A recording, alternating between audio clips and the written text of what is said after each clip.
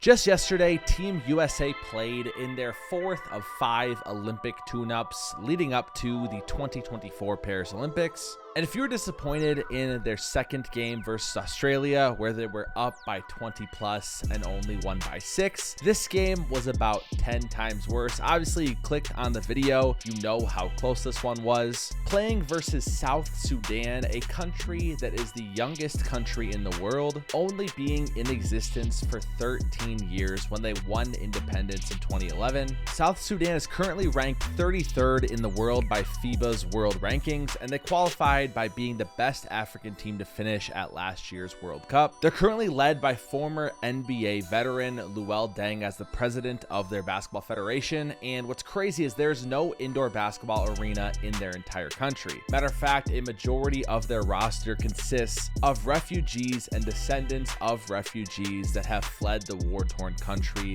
over the last couple of decades. Before we get into the game, here's a couple notable players from South Sudan. You have Carlik Jones, the 2022-2023 G League Player of the Year. He averaged 27-5 that year, but was then released by the Chicago Bulls, played in China professionally last year. Wenyen Gabriel, who you may remember playing for the Lakers just 2 years ago. He played in 5 games for the Grizzlies last season and spent time in the G League. Mariel Shayok, who plays in China now. He played at Iowa State. JT Thor, the 2021 Hornets second round pick. He played 12 minutes per game last year. 17-year-old Kaman Malawach, who is going to Duke next year. The story goes he was a refugee living in Uganda when a motorcyclist stopped him due to his height. Somehow got him connected to Luol Deng's basketball camp, and the rest is history. He's a top 5 recruit in the incoming freshman class. You'll see him teaming up with Cooper Flagg at Duke this year. And then finally, you have Thon Maker, who was the 10th pick for the Milwaukee Bucks back in 2016. He is still trying to get approved by FIBA to play. He should have the decision by tomorrow morning, according to his Twitter account. All right, now that we got that out of the way, let's get into this game. To start it off, Team USA starts super strong, getting up by as much as 12-2, including this LeBron breakaway dunk. But South Sudan would shoot it super well from 3 in this first half. Here's 2 Wenyen Gabriel threes and a Shayok 3. And this 3 from former Iowa Hawkeye Peter Jock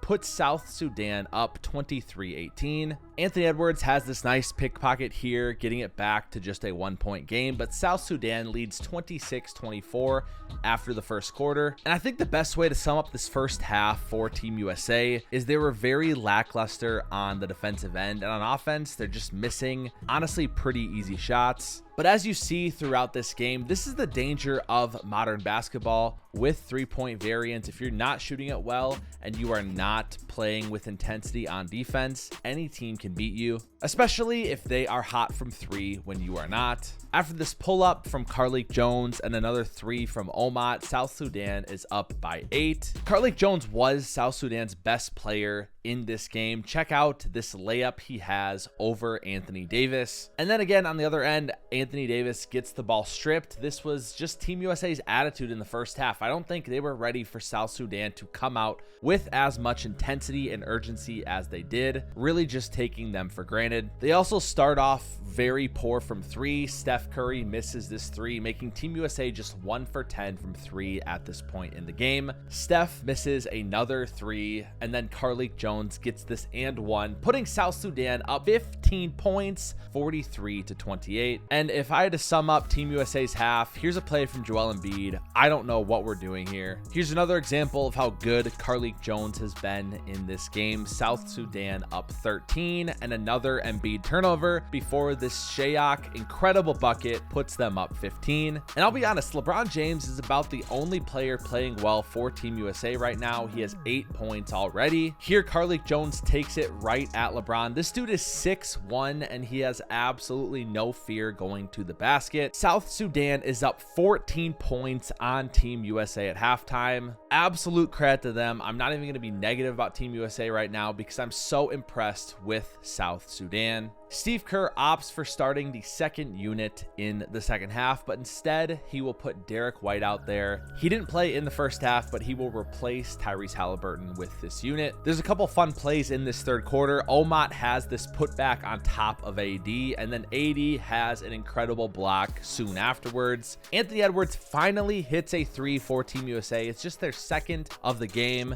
Meanwhile, South Sudan is making it rain from three. Team USA cuts the lead to just 5 points. They have not led since 16-13 in the first quarter, but then Jason Tatum turns the ball over and another Mariel Shayok three from South Sudan. They're up 68-60. Not just one, but two Mariel Shayok threes. South Sudan is back up 8, 71-63. Steph Curry finally hits a three. Again, just Team USA's third of the game, 76-68. At this point, I heard an insane stat from the broadcast. They said since that 12-2 start for Team USA, the Americans had not had a run of more than 4 points the entire game, which is utter insanity if you think about it. Finally, there is some defensive intensity from none other than Drew Holiday with this steal, throwing it ahead to LeBron for the bucket, and then Drew hits a jumper. Devin Booker hits a three, putting USA on an 11-0 run and tying the game. Steph Curry then hits this ridiculous three that was incredibly deep. At the end of the third quarter, USA is now up 81-76. That's a 16-0 run to end the third, outscoring South Sudan 37-18. But this South Sudan team has a ton of fight within them. They are not going to quit.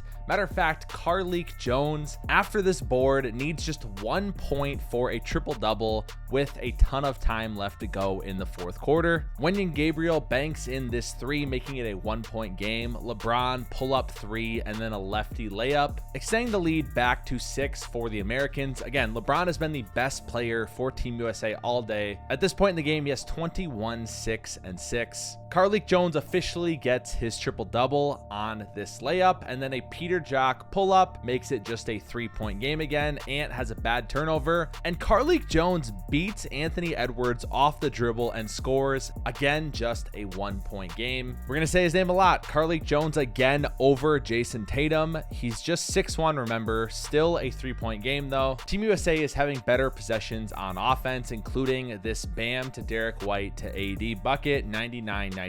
Shayok hits his 6th three of the game. Steph misses a wide open three, and then after 2 offensive rebounds with 49 seconds to go, Shayok hits this jumper, 99-97. Keep in mind, South Sudan has only been in a couple major tournaments on the world stage, AfroBasket 2021 and the World Cup last year. This would easily be their best win in country history, and they get the stop on defense. AD misses this alley-oop, and then Charlotte Hornet JT Thor hits this corner three. South Sudan is up 100-99 with 20 seconds to go. LeBron James, again, best player on America all game long, does it once again, drives to the rack, lays it in off the glass. Team USA is up 101-100 with 8 seconds to go, and Omot was this close to blocking that off the glass. With those 8 seconds left, Carlik Jones beats Drew Holiday, puts a floater up over Anthony Davis. He airballs it. Wenyen Gabriel's right there, though, for the offensive board. I don't think he was expecting. So I'm editing this video right now, and I'm just seeing that Derek White got a piece of that first attempt by Wenyen Gabriel. Probably saved the game with that. And of course, Anthony Edwards clutches up on his regather, stripping it from him.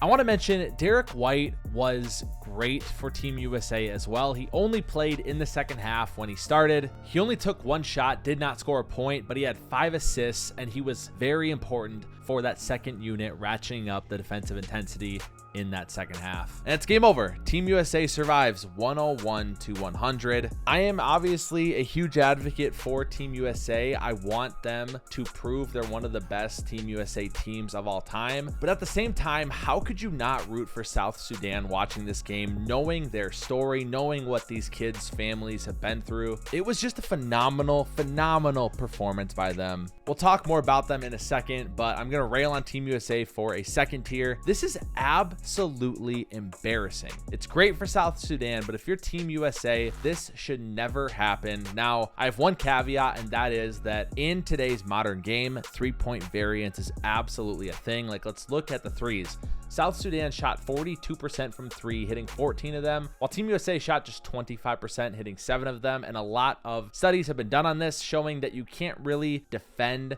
three-pointers better or worse. Or I should say there's not a ton of correlation between defending the three-point line or not. Now, there's teams that will limit getting three-pointers off, but when it comes to actual limiting three-pointers percentage-wise, there's not much studies there. And so with that, there's going to be 3-point variance. However, at the end of the day, Team USA is so athletic. They have so many good players. They just weren't giving 100% on defense. They were taking South Sudan for granted. I think they were thinking throughout this game, eventually they were going to cool off, but they just didn't. And of course, that can happen on any given night in today's modern NBA. But here's what I'm going to say. I am measuring Team USA with a very strict standard for success for them. And that is that by the end of these Olympics, I want to be able to say this is one of the most talented USA teams of all time, because I believe on paper they are. And so in the comments here, don't tell me I'm saying they're better than the Dream Team or the Redeem Team. I'm not necessarily saying that. I'm just saying it's rare we get everyone to play in the Olympics, and this Team USA is one of the most talented. I'm excited for Kevin Durant to get back, of course. I think he's going to be really good for Team USA, but at the same time, this is very disappointing, and it's one of those games where obviously if you lose it, it's a whole talking point. But to be honest, there isn't really much of a difference between losing by 1 point versus South Sudan and winning on a game-winning basket. When you're Team USA, you're measured by how well you beat opponents, especially when it's not one of the big four teams. And so Team USA has a lot to figure out here. It's going to quickly become meme season for them if they don't figure this out. Luckily, it's just an exhibition, but again, I've had a clear stance on this from the beginning. The exhibition games are just as important in today's age for Team USA because everyone's watching. They're televised, and there's 5 of them, so people are going to remember them. That being said, South Sudan is in Team USA's group in the Olympics. So let's take a quick look at the box scores for this game. Starting with South Sudan, Mariel Shayok had 24 points on 6 for 12 from 3. Then you have Wenyan Gabriel, who had 11 and 6. And Carlik Jones, their best player, 15, 11, and 11, a triple-double for him. He also was an insane plus-minus of 14 in a game they lost by 1 point. So that tells you just how valuable he was. It also tells you in the 8 minutes he was off the court, Team USA outscored Sudan by 15 points. It was quite literally the difference. JT Thor played well as well. He had 14 points. And then on Team USA side, like I said, LeBron led the way, 25 points, 7 assists, 6 rebounds on 10 for 14 from the field. LeBron was the best player on Team USA. It was not close. Team USA does not win this game without LeBron James. They're lucky LeBron James did what he did in this game. Anthony Davis had 15 and 11. Steph Curry had 10. Anthony Edwards had 11. And Joel Embiid had 14 for Team USA. The Americans take on Germany in their final exhibition tomorrow. And then this weekend, the Olympics start. I'm super excited for it, but at the same time, as a Team USA mega fan, I'm pretty disappointed in this effort. Again, it's just an exhibition, but it takes just one of these performances, in my opinion, to kind of ruin what we're hoping for in a generational run in these Olympics. At the same time, as just a pure lover of basketball, it's fun to see games that are competitive, and this was a fun game to watch. I really thought South Sudan had it at the end there. Carlik Jones beat Drew Holiday. He had that floater over AD, and honestly, 8 or 9 times out of 10, that offensive board on a floater like that gets put back in for a dunk, but because it was missed so badly, I think it messed up Wenyan Gabriel. That about does it for today's video, guys. Like I said, I'm making a video on every single one of Team USA's games, and of course, as the Olympics comes on, we'll be making more videos around more of those games as well. Not a good look from Team USA. We'll see if they bounce back. Can't wait for Kevin Durant to come back. And as always, we'll see ya on the hardwood.